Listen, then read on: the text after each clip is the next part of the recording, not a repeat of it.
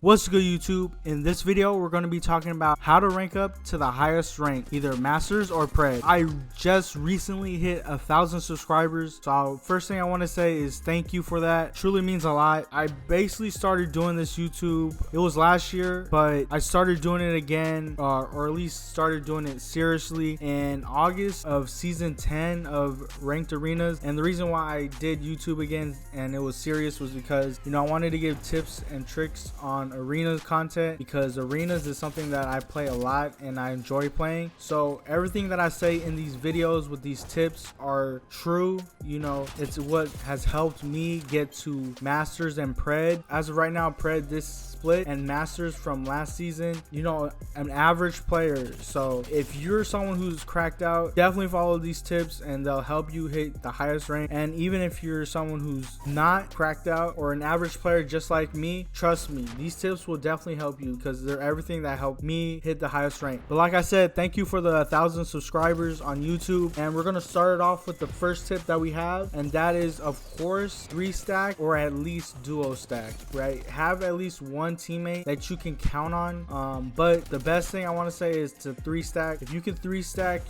find two teammates that you guys all play the same play style. You guys are, so just find a 3-stack. It's gonna help out a lot. I see that in arenas, it usually favors teams that 3-stack, because when you're 3-stack, you'll probably go against players that are lower level. There will be times, of course, where you'll play against teams that are, at your level or higher. But when you solo, I feel like it hurts more when you're soloing, because the teammates are not, up to your level. So definitely find a 3-stack. Now, the second thing I want to talk about is knowing when to get off or to take a break, right? Sometimes, we are not at our best. Sometimes, we're gonna have bad games, we're gonna have bad days. So knowing when to get off is huge. I was at D1 for a while, for a long time, and the reason being is because when I was at D1, let's say if I lost like 2 games back to back, and one of them games could have been like a -20, -30, it made me frustrated, so it made me to continue to play, and eventually that -30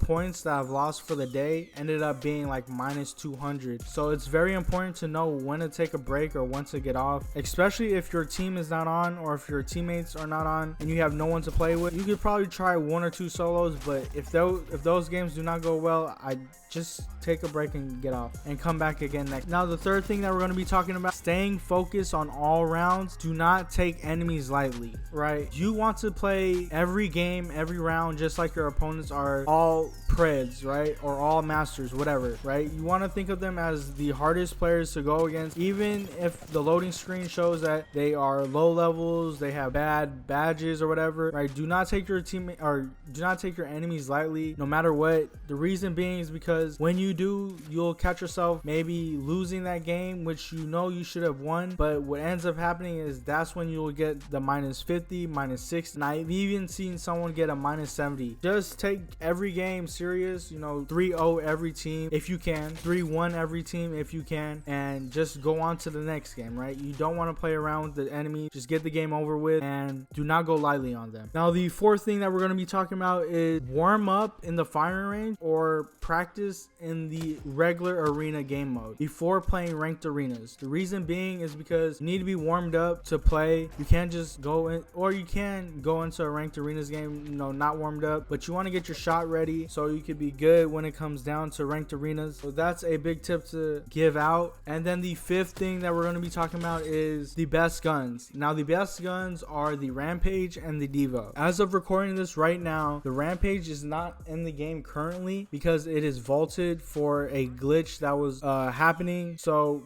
because the Rampage is not in the game right now, I highly suggest to play arenas, because right now ranked arenas has been so smooth and so good to play. I've gained so many points because people that usually use the Rampage, to be honest, some of them don't know how to play the game anymore. They use that gun as a crutch. But when it does come back, just understand that the Rampage is probably one of the best guns for medium to long range, and when they charge it up, it's probably one of the best guns just all around. But people will counter that gun with the Devo. These two guns are the most most toxic guns in the game for arenas right now. The Devo is best at close range, so you'll definitely see people using them close range. So if you're struggling and don't know what guns to use, I don't want to say use these guns, but then again, these are the best guns in the game for the purpose that they have. Now the seventh thing that we're going to be talking about is communicate, right? This split, or this season, to be honest, compared to last season I kind of soloed a bit, but this season I've been putting my mic on a lot and talking to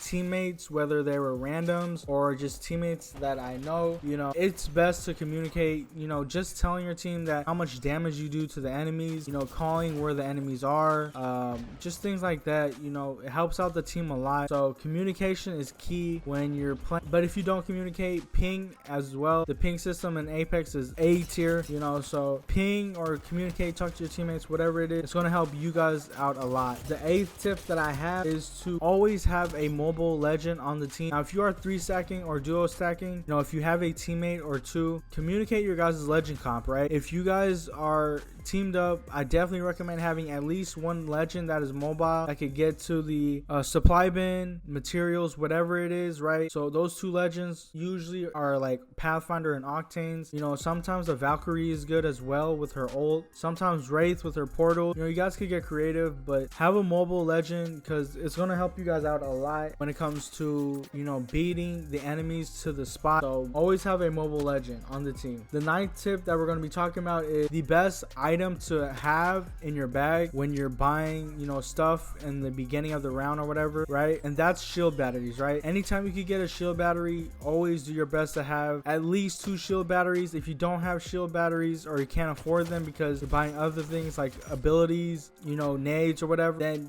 definitely try your best to grab the supply bins and get the shield. The shield batteries are the best healing item in the game. The 10th thing that we're going to be talking about when it comes to ranking up and winning is to, you know, play your life, right? Make it a 3v2 and not a 2v3. So always help your teammates by saying, you know, being alive, do not get knocked, because once you get knocked, it's gonna hurt your team out a lot. You know, do your best to hurt the enemies. Yeah, play your life. That's the biggest thing I could say when it comes to end game. The 11th thing that we're gonna be talking about is going on a winning streak, right? There's so many times where, you know, we're gonna get plus 12s, which is fine. Some people may get different points, you know, definitely if that's a lower lobby or if you're lower rank or if you haven't played that many games in ranked arenas. So that means you'll probably get more points in the beginning, but eventually your points will start going down and you'll win a game and only get plus 12. But just know that when that happens, you know, when you lose, there's potential that you lose minus 30, 40, 50, or even 60 points. That usually ends up being because you're a higher rank and you're losing against people that aren't particular, you know, bad or even worse than you, but it's because their rank is lower, maybe because they played arenas late or they haven't played much arenas or whatever. So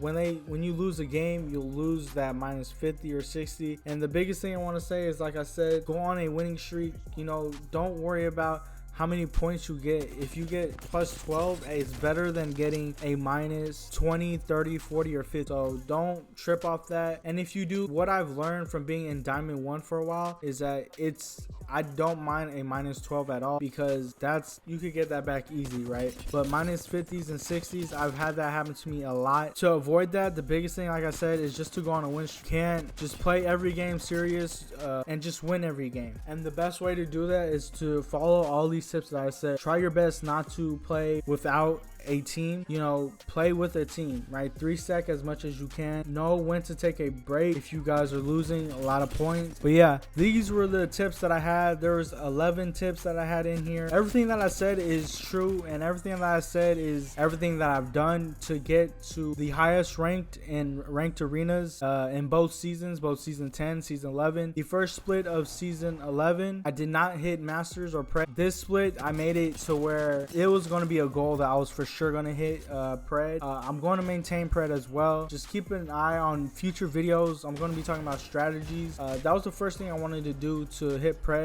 or masters, so I could dish out these videos on how to play each map, especially with the new map coming out, and just different types of strategies on how to play. One of my next videos are going to be how to play on the map Encore, so that's something to keep a lookout on. But like I said, the biggest thing, like I said, is to say thank you to y'all. Y'all made this channel grow a lot and very quick. 1,000 subscribers, that's crazy to me.